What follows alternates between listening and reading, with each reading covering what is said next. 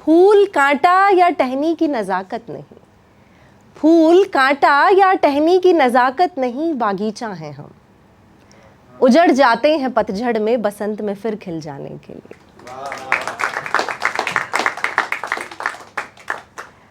और महफिल की शुरुआत सताक्षी जी ने अपने पिता को नमन करते हुए, उन्हें याद करते हुए करी है। मैं माँ पर कुछ पढ़ना चाहती हूँ कि ये रंग ये अदाएँ तुमने मौसम से ही पाई हैं क्या, ये रंग ये अदाएँ तुमने मौसम से ही पाई हैं क्या। मैंने माँ से पूछ लिया था एक दफ़ा, क्योंकि मैंने देखा है उन्हें गर्मी सा पिघल जाते हुए, सर्द रात में मुझे सहलाते हुए, कभी कभी मेरे दर्द में बारिश के जैसे बह जाते हुए, पतझड़ सा एहसास लिए बसंत बन जाते हुए। हाँ माँ मैंने देखा है तुम्हें, हाँ माँ मैंने देखा है तुम्हें, हर मौसम का रियाज लिए, हमेशा मुस्कुराते हुए, हमेशा मुस्कुराते हुए। बहुत बहुत शुक्रिया। और कलम, हम लिखने वालों की तो सबसे बड़ी तलवार है कलम। लोग हमें जानते हैं तो हमारी कलम की वजह से जानते हैं, हम जो पढ़ते हैं हमारी आवाज़ की वजह से जानते हैं।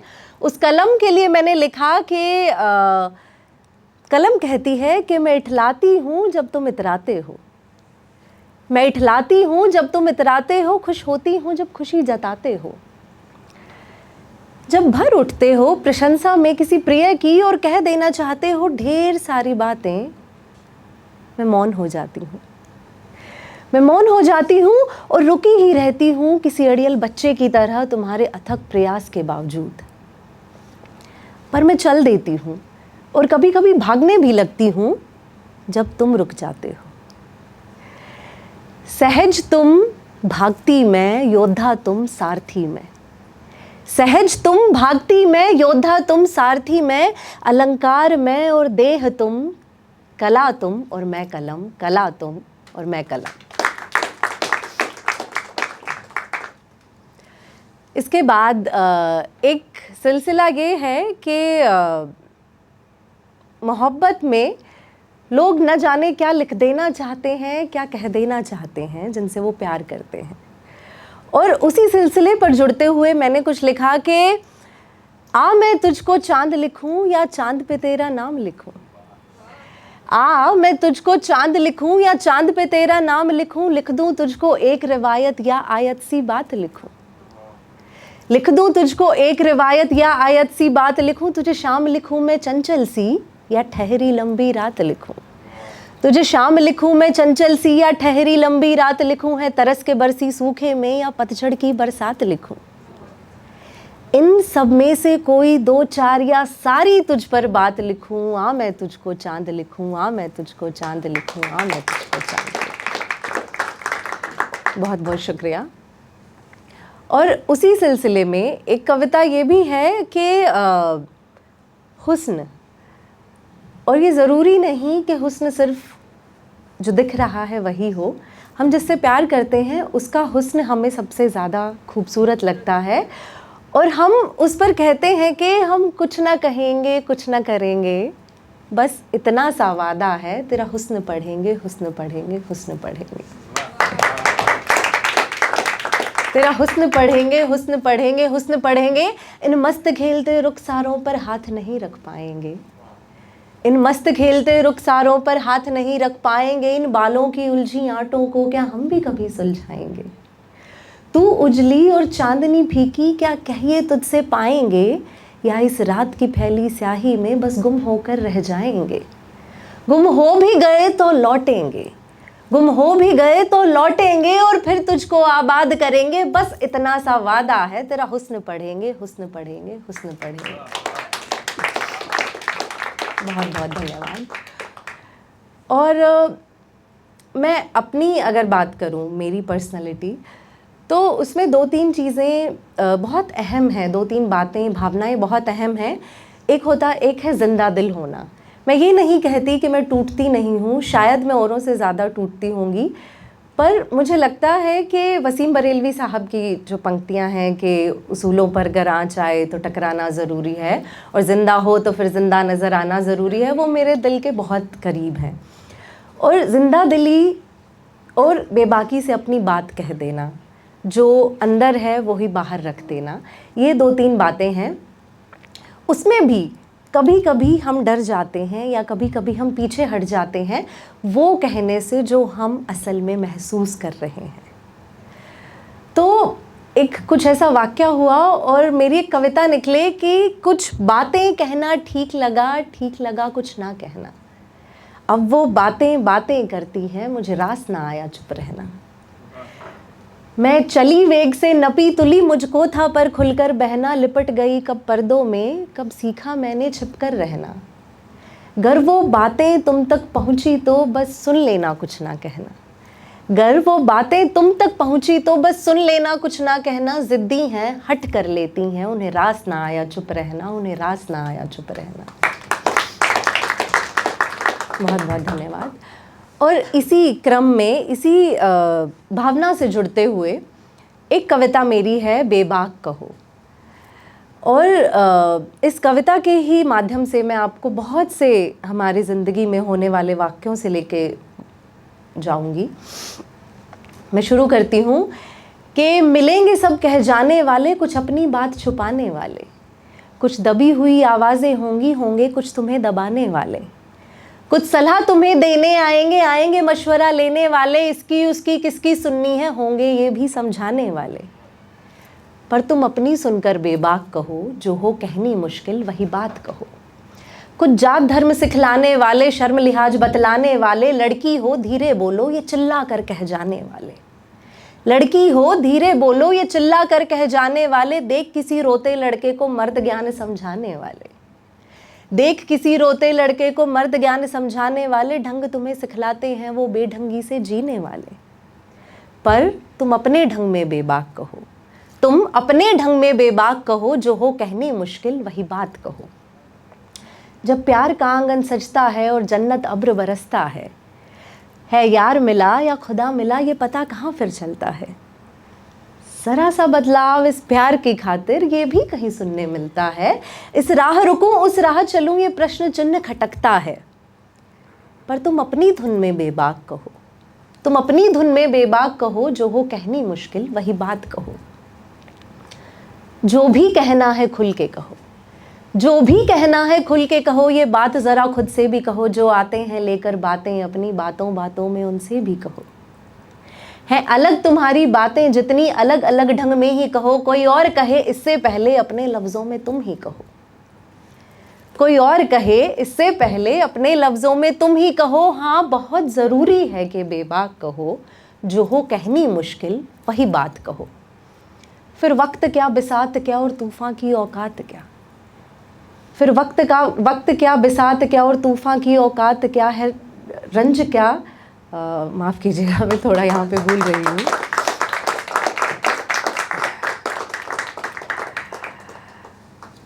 मैं अगली कविता पर चढ़ती हूँ।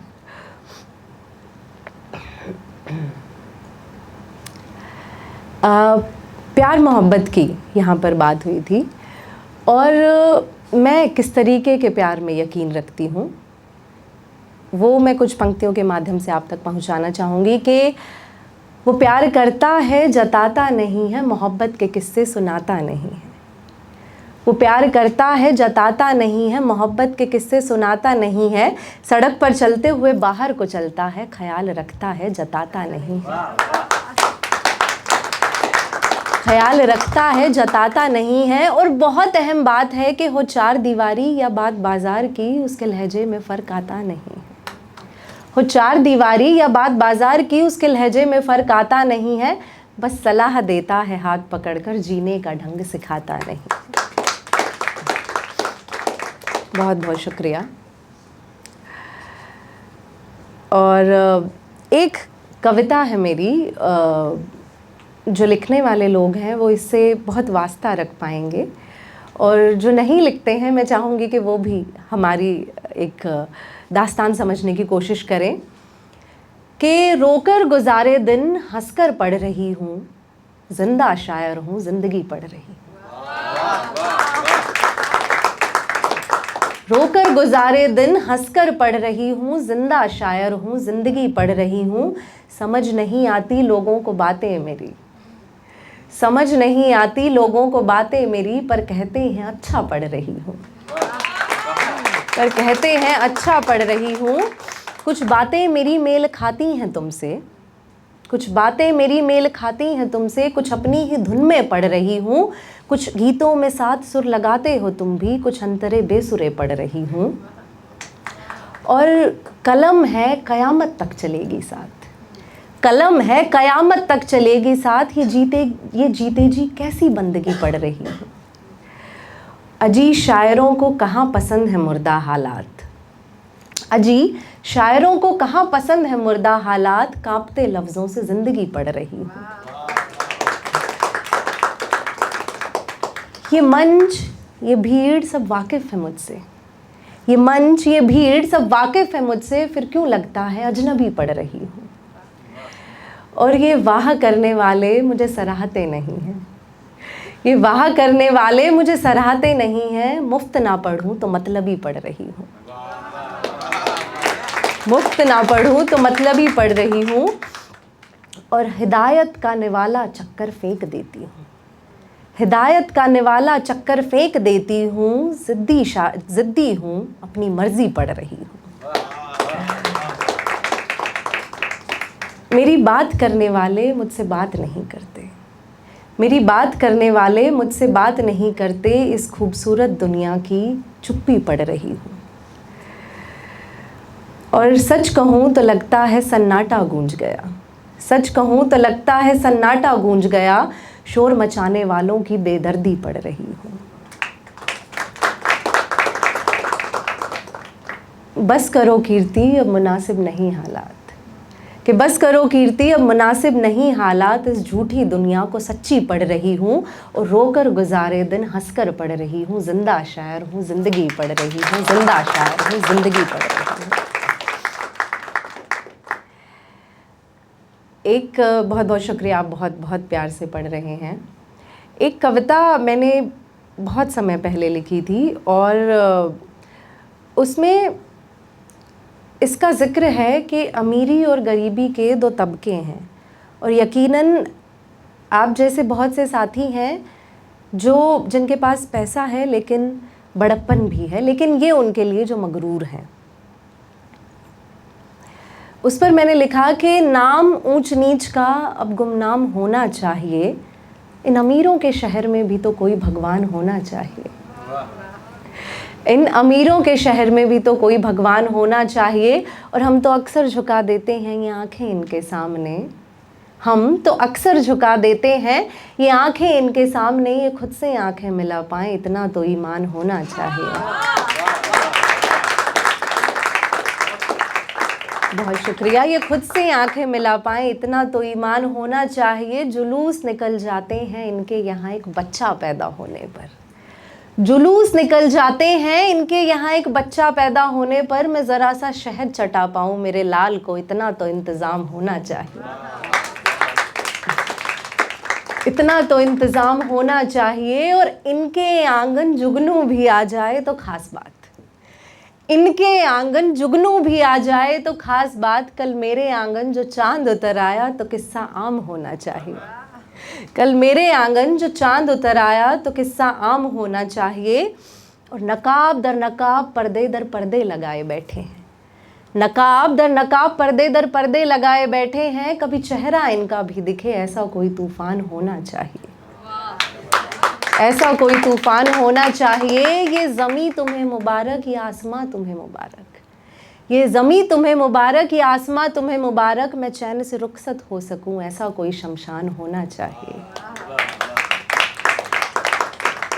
तू रोज़ तिजोरी वालों के यहाँ रहता है मेरे मौला, तू रोज़ तिजोरी वालों के यहाँ रहता है मेरे मौला। चंद सिक्के हैं मेरे पास, तुझे मेरे यहाँ एक रात का तो मेहमान होना चाहिए। और मुझे तलब है बस बराबरी के माहौल में सांस लेने की, मुझे तलब है बस बराबरी के माहौल में सांस लेने की। मेरे अच्छे कर्मों का तुझ पर इतना तो एहसान होना चाहिए। और इसका आखिरी शेर है कि मुझे कोई बदजात ना कह पाए मेरे मौला, मुझे कोई बदजात ना कह पाए मेरे मौला, मुझ में थोड़ा सिख, थोड़ा हिंदू, थोड़ा ईसाई, थोड़ा मुसलमान होना चाहिए। बहुत बहुत शुक्रिया, बहुत बहुत शुक्रिया। एक कविता, ये नई कविता है और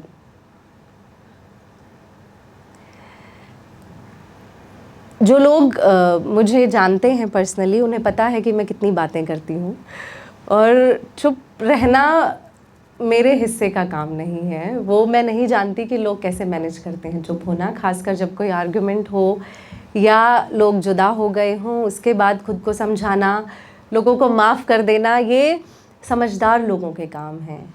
ये उन लोगों के काम हैं जो वाकई हिम्मत वाले होते हैं, बोलकर तो कोई भी चला जाता है।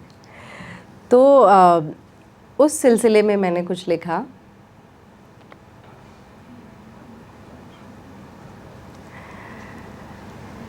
कि बातें करना एक बात है, बातें करना एक बात है, दूजे हैं बात छुपाने वाले, पर कितने उम्दा होते होंगे यारों वो चुप रह जाने वाले। बातें करना एक बात है, दूजे हैं बात छुपाने वाले, पर कितने उम्दा होते होंगे यारों वो चुप रह जाने वाले। मुझको जो बातें चुभती हैं, भीतर को शोर मचाती हैं, मैं बाहर उनको रखने को फिर दौड़ी दौड़ी आती हूँ। मुझको जो बातें चुभती हैं, भीतर को शोर मचाती हैं, मैं बाहर उनको रखने को फिर दौड़ी दौड़ी आती हूँ। इस दौड़ भाग और हंगामे को खुद ही में सुलझाने वाले कितने उम्दा होते होंगे यारों वो चुप रह जाने वाले। कितने उम्दा होते होंगे यारों वो चुप रह जाने वाले। तुम एक कहो मैं चार कहूँगी, गुस्से में हर बार कहूँगी। तुम एक कहो मैं चार कहूँगी, गुस्से में हर बार कहूँगी। जहर कहोगे जहर सुनोगे, मुझसे तो कोसों दूर रहोगे। जहर कहोगे जहर सुनोगे, मुझसे तो कोसों दूर रहोगे। उस जहर को पास बिठाने वाले और होले से शहद बनाने वाले, उस जहर को पास बिठाने वाले और होले से शहद बनाने वाले यारों कितने उम्दा होते होंगे, कितने उम्दा होते होंगे यारों वो चुप रह जाने वाले। शब्दों से तीर चलाने वालों, शब्दों से तीर चलाने वालों, क्या उनके शस्त्रों में धार नहीं है। शब्दों से तीर चलाने वालों, क्या उनके शस्त्रों में धार नहीं है। वो जो चुप्पी की तलवार लिए हैं, मानो उस जैसा कोई वार नहीं है। वो जो चुप्पी की तलवार लिए हैं, मानो उस जैसा कोई वार नहीं है। तुम गरज गरज कर रह जाओगे, वो हैं बिन गरज बरसने वाले। कितने उम्दा होते होंगे यारों वो चुप रह जाने वाले। पीड़ा है पर प्रहार नहीं है, पीड़ा है पर प्रहार नहीं है। चुप रहना उनकी हार नहीं है। तुम कब तक बनकर आग जलोगे, आखिर में केवल राख बनोगे। तुम कब तक बनकर आग जलोगे, आखिर में केवल राख बनोगे। वो आग को पानी करने वाले, खुद जलकर शीतल बनने वाले।